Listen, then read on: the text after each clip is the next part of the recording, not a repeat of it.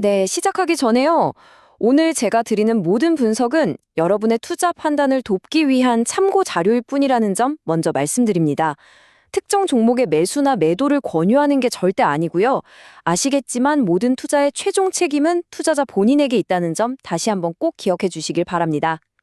자, 2026년을 앞두고 있는데 혹시 아직도 증권사 리포트가 보여주는 장밋빛 전망 하나만 믿고 기술주 투자를 생각하고 계신가요? 만약 그렇다면 오늘 제 이야기가 조금은 불편할 수도 있겠습니다. 하지만 결국엔 여러분의 계좌를 지켜줄 아주 중요한 이야기가 될 거라고 확신합니다.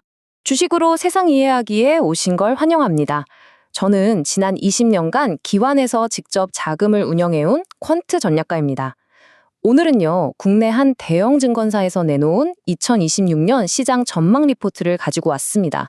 이걸 단순히 요약해드리는 게 아니고요. 그 숫자 뒤에 숨어있는 진짜 의미, 그리고 애써 외면하고 있는 리스크는 과연 무엇인지 제 20년 경험을 담은 렌즈로 함께 아주 깊숙이 들여다보는 시간을 갖겠습니다. 오늘 우리가 함께 걸어갈 여정입니다. 먼저 리포트라는 지도가 어떤 함정을 가질 수 있는지 짚어보고요. 이어서 시장의 알파이자 오메가죠. 금리와 환율의 진짜 시나리오를 한번 그려볼 겁니다. 그리고 리포트가 추천하는 주도주들을 제 퀀트 모델로 교차 검증해본 뒤에 놓치기 쉬운 리스크와 생존 전략까지 거시경제에서 기업으로 내려오는 탑다운 방식으로 명쾌하게 정리해드릴게요. 자, 첫 번째 섹션입니다. 우리는 이 리포트를 정답지라고 생각하면 안 됩니다. 시장이라는 아주 안개 낀 지형을 탐험하기 위한 지도로 써야 하죠. 그리고 저는 그 지도의 행간을 읽고 숨겨진 암초를 피해갈 수 있도록 돕는 조금 경험 많은 안내자 역할을 해드릴까 합니다. 이 리포트의 결론 아주 명쾌하고 희망적입니다. 반도체가 실적 성장을 이끌어서 코스피는 더 갈 거다. 그래서 목표치도 더 올릴 예정이다. 시장의 일반적인 시각, 그러니까 컨센서스가 바로 이거죠. 하지만 제 20년 경험에 따르면요, 모두가 한 방향으로 예스를 외칠 때가 가장 위험한 법입니다. 이 낙관론이 과연 얼마나 튼튼한 기반 위에 서 있는지 지금부터 하나씩 스트레스 테스트를 시작해보죠. 자, 이제 거시경제, 즉 매크로 분석으로 넘어가 볼까요? 어떤 투자 아이디어든 그 기초는 금리와 환율에 대한 냉정한 전망에서 시작해야 합니다. 이 두 기둥이 흔들리면 아무리 좋은 기업이라도 그냥 모래 위에 성을 쌓는 격이 되거든요. 2008년 금융위기 때도 팬데믹 때도 결국 모든 건 여기서부터 시작됐죠. 화면에 보이는 표가 리포트에서 제시하는 향후 6개월 전망치입니다. 국고채 3년물 금리는 3% 내외, 환율은 1,400원대, 그리고 코스피는 최대 5,800포인트까지 보고 있네요. 이게 바로 우리가 검증해야 할 시장의 컨센서스, 기준점이라고 할 수 있겠습니다. 자, 여기서 오늘 분석의 첫 번째 알파, 즉 남들이 잘 못 보는 핵심 통찰이 나옵니다. 리포트는 기준금리 인하가 끝난 후에 변동성에 주목하라고 말하죠. 물론 맞는 말입니다. 하지만 제 눈에는, 그리고 제 모델에는 더 근본적인 구조적 문제가 보여요. 바로 팬데믹을 거치면서 전 세계 정부가 찍어낸 막대한 양의 국채, 다시 말해 빚의 문제입니다. 이 구조적인 부담이 시장금리가 투자자들 기대만큼 쉽게 떨어지지 못하게 만드는 하방 경직성을 만들고 있다는 거죠. 지금 화면에 보이는 이 차트가 바로 그 증거입니다. 이 차트는 리포트 안에 있는 데이터를 제가 보기 쉽게 시각화한 건데요. OECD 국가들의 GDP 대비 국가 부채 비율을 보여주죠. 팬데믹을 기점으로 100%라는 임계치를 가뿐히 넘어선 뒤에 계속해서 우상향하고 있습니다. 이게 뭘 의미할까요? 중앙은행이 기준금리를 내려도 시장에서는 계속해서 쏟아져 나오는 국채 물량을 소화해야 하기 때문에 시장금리는 생각보다 높은 수준에서 버틸 가능성이 크다는 겁니다. 이건 양적 완화로 유동성이 넘쳐나던 2008년 금융위기 이후와는 완전히 다른 환경이라는 뜻이죠. 이 점을 간과하면 큰 그림을 놓치게 됩니다. 좋습니다.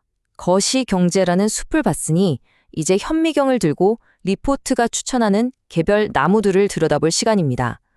과연 진짜 보석인지 아니면 빛 좋은 개살구인지 한번 제대로 가려내 보죠. 첫 번째 타자는 역시 대한민국 시가총액 1위 삼성전자입니다. 리포트의 논리는 아주 간단 명료해요. PBR 0.9배는 역사적으로 봤을 때 싸다. 이 한마디입니다. 지금 보시는 이 PBR 밴드 차트가 바로 그 논리의 핵심 근거입니다. 현재 주가 순자산 비율, 즉 PBR이 과거 평균보다 훨씬 낮은 마이너스 1 표준 편차, 심지어 마이너스 2 표준 편차 근처에 있다는 거죠. 솔직히 이 차트만 보면 저도 마음이 흔들립니다. 마치 2017년 반도체 슈퍼사이클 초입의 데자뷰를 보는 것 같거든요. 하지만 우리는 감정이 아니라 데이터로 한 걸음 더 들어가 봐야 합니다. 제 퀀트 모델로 팩트 체크를 해보죠. 첫째, 미래 이익 창출 능력, 즉 ROE입니다. 놀랍게도 리포트의 추정치를 봐도 2025년 예상 ROE는 7.1%로 오히려 2024년보다 낮아집니다. PBR이 싸다는 건 과거 자산 대비 가격인데 주가는 미래를 보고 움직이는 거 아니었나요? 둘째, 경쟁 환경입니다. SK하이닉스와 마이크론의 HBM 기술 추격이 정말 거셉니다. 과거와 같은 압도적 지위를 누릴 수 있을까요? 글쎄요. 마지막으로 우리가 앞에서 짚었던 매크로 역풍입니다. 높은 금리는 삼성전자 같은 거대 장치 산업의 투자 비용 부담을 높일 수밖에 없죠. 싸다는 그 한마디에 이 모든 걸 덮어둬도 괜찮을까요? 다음은 기아입니다. 리포트의 논리는 이렇습니다. 주가가 떨어져도 높은 배당이 방어해줄 것이고 오를 때는 미국에서 불티나게 팔리는 텔루라이드가 이끌어줄 것이다. 상당히 안정적이면서도 성장성을 겸비한 아주 매력적인 논리죠.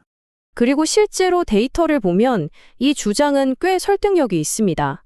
지금 보시는 차트처럼 기아의 미국 시장 판매량과 점유율은 정말 인상적인 우상향 곡선을 그리고 있죠.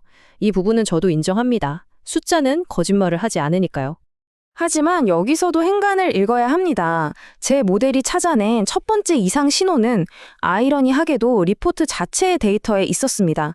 리포트가 예측한 2025년 영업이익은 9.6조 원으로 2024년 12.6조 원보다 오히려 감소합니다.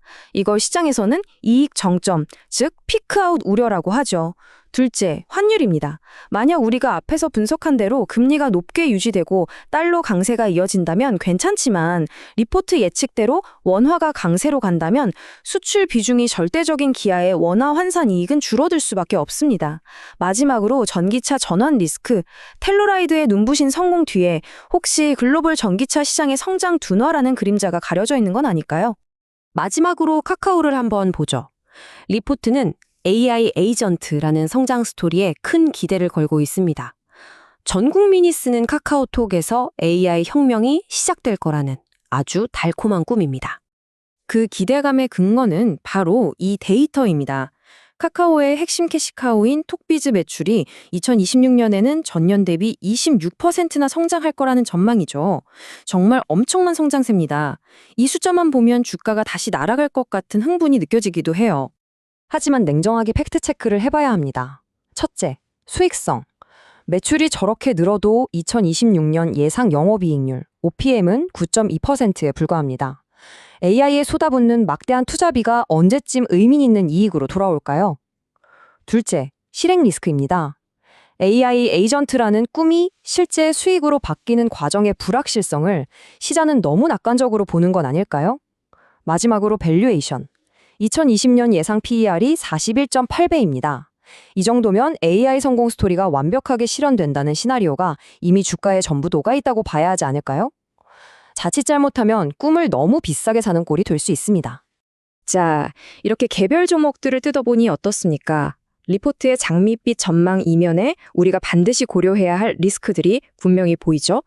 이제 이런 분석을 바탕으로 이 험난한 시장에서 살아남기 위한 실전 프레임워크를 알려드리겠습니다. 이건 제가 20년간 시장에서 직접 부딪히면서 배운 것들입니다. 제가 20년간 시장에서 정말 피와 땀으로 배운 생존 철칙 3가지입니다. 첫째, 시나리오를 여러 개 설정하십시오. 시장이 내 생각대로만 움직일 거라는 오만은 버려야 합니다. 리포트의 낙관론과 함께 금리가 계속 높게 유지되는 비관론 시나리오도 반드시 준비해야 합니다. 둘째, 들어가기 전에 나올 곳을 정하십시오. 바로 손절 라인입니다. 내 분석이 틀렸음을 인정하고 빠져나올 가격을 정해두는 것. 이것이야말로 아마추어와 프로를 가르는 기준선이죠. 마지막으로 비중 조절입니다. 아무리 확신이 있어도 한 종목에 모든 걸 거는 건 투자가 아니라 도박입니다. 리스크와 확신의 크기에 따라 기계적으로 비중을 조절하는 훈련을 해야 합니다. 그럼 이 모든 분석을 종합해서 2026년을 앞둔 현 시점에서 우리는 어떤 투자 스탠스를 취해야 할까요? 최종 결론을 한번 내려보겠습니다. 제가 내린 결론은 신중한 낙관론입니다. 이게 무슨 말이냐면요. 반도체 같은 일부 주도주의 실적이 좋아질 가능성은 충분히 인정합니다. 하지만 동시에 전 세계적인 부채 문제와 쉽게 떨어지지 않는 금리라는 거대한 매크로 리스크가 해결되지 않았다는 점을 절대 잊어서는 안 된다는 뜻입니다. 따라서 AI처럼 꿈을 파는 투기적 성장주보다는 어려운 환경 속에서도 꾸준히 돈을 벌 수 있는, 즉 견고한 재무 구조와 가격 결정력을 가진 기업에 집중하는 전략이 지금으로서는 훨씬 현명한 선택이라고 봅니다. 오늘 분석을 마치면서 마지막 질문을 여러분께 던지고 싶습니다. 2026년 여러분의 포트폴리오는 시장이 오를 것이라는 예측에 모든 것을 걸고 있습니까? 아니면 시장이 어떻게 움직이든 살아남을 수 있는 대응을 준비하고 있습니까? 결국 주식시장은 예측의 영역이 아니라 대응과 생존의 무대입니다. 여러분의 투자 프레임워크가 오늘 한 단계 업그레이드 되셨길 바랍니다. 구독과 좋아요는 제가 더 좋은 컨텐츠를 만드는 데 큰 힘이 됩니다. 이상 주식으로 세상 이해하기였습니다.